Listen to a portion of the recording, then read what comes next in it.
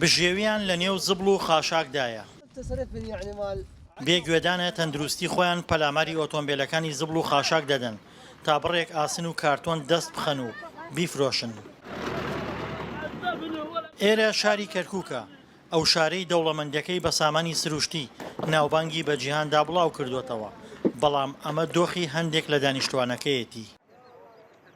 ترجع الظهر مرات هەندێک جار نیوەڕۆ دێم بۆ مەغریب 2500 دینار کار دەکەین. ماتۆرسکیلەکانمان 5000 بنزینی دەوێت لە گەڕەکی عروبەوە دین.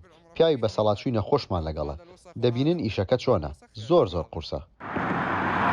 بە پێی ڕاگەیەنراوێکی وەزارەتی نەوتی عێراق داهاتی مانگی ڕابردووی نەوتی کەرکووک سەروی 212 ملیۆن دلار بووە.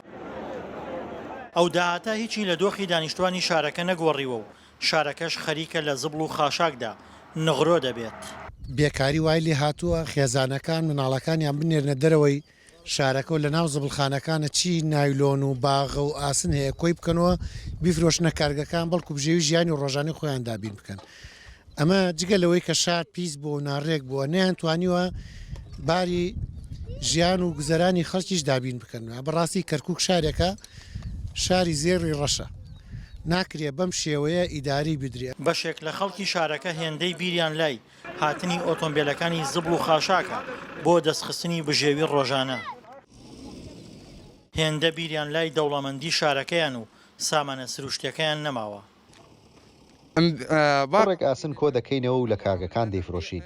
شکر بۆ خوا ڕۆژ هەیە 15000 دینار و هەندێک جار 10000 دینار کار دەکەین. بۆ پارەیە دەژین. ئەگەر ڕۆژێک نەچین بژێویمان نییە. نەوت شاری کەرکووکی کردوتە شارێکی بەناوبانگ و تەنانەت جێ ململانەی نێوخۆیی و ئیقلیمیش.